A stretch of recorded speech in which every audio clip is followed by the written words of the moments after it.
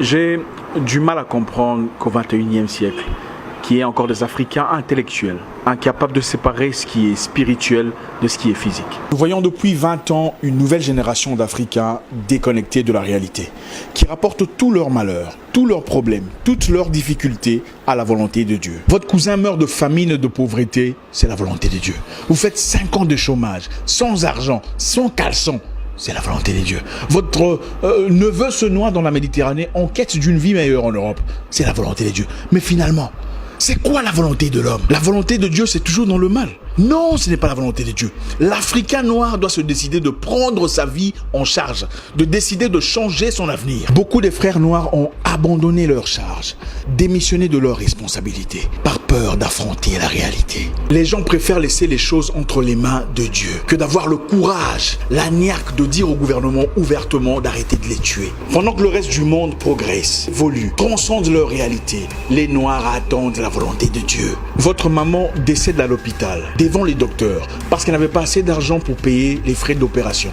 Vous dites que c'est la volonté de Dieu. Vous ouvrez dans votre pays une entreprise de vente d'allumettes. 2 jours plus tard, des militaires débarquent pour saisir votre stock. Quelque temps plus tard, vous découvrez que c'est un Libanais en effet qui a tout manigancé pour garder le monopole de vente d'allumettes dans votre pays. Et vous dites que c'est la volonté de Dieu. Mais attendez, finalement, c'est quoi la volonté de Dieu? La volonté de Dieu, c'est toujours dans le mal. Donc tout, c'est la volonté de Dieu. Et les enfants qui se font violer par des militaires et des rebelles dans l'est du pays, là-bas, c'est aussi la volonté de Dieu. Je refuse de croire que Dieu, dans toute sa bonté, ait créé des enfants pour se faire violer à 2 ans, 4 ans, 7 ans.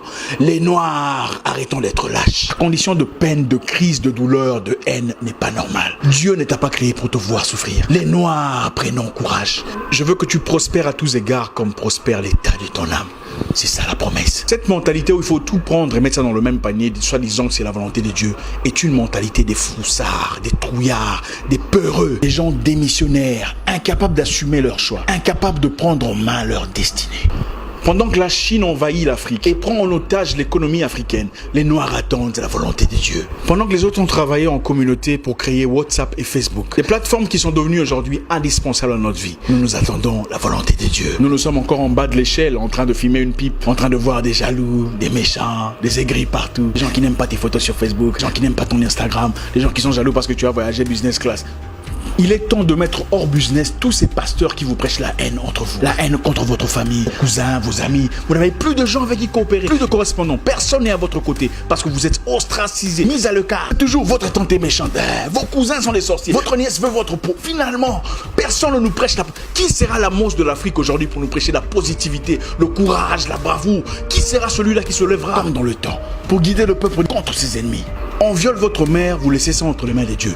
On tabasse ton père, c'est la volonté de Dieu. Finalement, vous servez à quoi? Dieu nous a-t-il créés seulement pour souffrir, nous agenouiller chaque jour et pleurer notre peine? Ah papa, s'il te plaît, il n'y a pas d'achat, il n'y a pas à manger, les enfants sont malades. Non, ce n'est pas intéressant. Depuis 20 ans, vous priez pour les mêmes problèmes, les mêmes difficultés, les mêmes manques d'argent, les mêmes difficultés de santé, les mêmes problèmes socio-économiques. Ce n'est pas intéressant. Vous passez des nuits et des nuits à lier des mêmes démons, les mêmes sorciers, les mêmes charlatans, les mêmes esprits de vagabondage, les mêmes esprits de Nabucodonosor. L'Africain doit se battre. Il doit apprendre à se battre et prendre charge de son destin. Dieu descend-il du ciel pour laver vos aisselles? Dieu descend-il du ciel pour brosser vos dents les matins? Pourquoi est-ce sa responsabilité de prendre charge de vos choix, de votre pays, de votre nation, de votre situation, de votre communauté? Eh frère, Dieu ne descendra pas du ciel pour écrire ton CV à ta place. Il ne viendra pas finir la corruption, la jalousie, le désordre chez beaucoup des Noirs. C'est notre responsabilité. Je vais vous parler d'un pays très intéressant. Pendant un temps, en Islande, les banquiers avaient foutu la merde dans l'économie. Ils avaient manipulé la finance, paupérisé la nation, pillé le peuple. Dans une série de blanchiments d'argent, les banquiers avaient accumulé au nom de l'Islande une dette de 50 milliards de dollars. Une situation qui manifestement avait déstabilisé l'avenir du peuple. Qu'est-ce que les Islandais ont fait? Ils sont allés dans les rues. Ils ont jeté en prison les banquiers pour 75 années de prison et annulé la dette.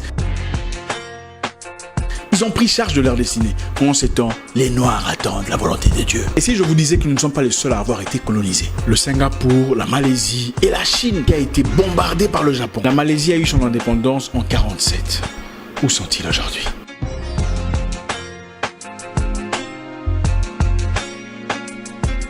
Non, l'argent que vous cherchez ne viendra pas seulement de la prière. Sinon, vos pasteurs ne vous demanderaient pas de cotisation pour construire leurs églises. Ça aurait été facile, n'est-ce pas? Ils entreraient seulement dans la chambre et faire une prière et dire « Dieu, j'ai besoin d'argent » et directement l'argent apparaît. Ça aurait été génial, n'est-ce pas? Les païens, les perdus, les idolâtres créent le téléphone avec lequel vous nous voyez aujourd'hui, avec lequel vous faites des transferts PayPal à votre église en cotisation. Mais vous attendez la volonté de Dieu. La Chine est actuellement en train de faire des recettes massives. Elle produit 95% des sièges en plastique que vous voyez dans des églises. Les chaises où c'est écrit Jésus-Christ derrière. Il y a Jésus-Christ en Chine. Les Chinois ne sont pas chrétiens, mais la vente est destinée aux Noirs. Parce que les Noirs sont incapables de produire. Pendant ce temps, sur le même siège en plastique venant de la Chine, avec le nom de Jésus labellé derrière, certains pasteurs se dénoncent mutuellement qui est sorcier, qui a commencé le ministère avant l'autre, Africains endormis, perdus, désorientés. Arrêtez! Dieu ne descendra pas du ciel pour vous envoyer un mari parfait, emballé comme un cadeau de Noël. Il vous a déjà donné l'intelligence, la sagesse, de savoir choisir, de savoir percevoir, de voir entre les lignes. Vous sortez avec 17 personnes différentes et aucune de ces relations ne marche. Et puis vous dites que c'est Dieu qui n'a pas voulu. C'est faux, c'est vous qui êtes légère. Dieu a aussi interdit les flirts, les activités sexuelles avant le mariage. Ça n'était pas la volonté de Dieu. Arrêtons de vivre dans l'hypocrisie. Prenons charge de nos vies. Prenons charge de notre avenir. Finalement, personne ne nous prêche la... Qui sera la mousse de l'Afrique aujourd'hui pour nous prêcher la positivité, le courage, la bravoure? Qui sera celui-là qui se lèvera? Vous passez des nuits et des nuits à lier des mêmes démons, les mêmes sorciers, les mêmes charlatans, les mêmes esprits de vagabondage, les mêmes esprits de Nabucodonosor. L'Afrique doit se battre. Priez pour le salut de votre âme, mais soyons assez braves pour faire face à la réalité.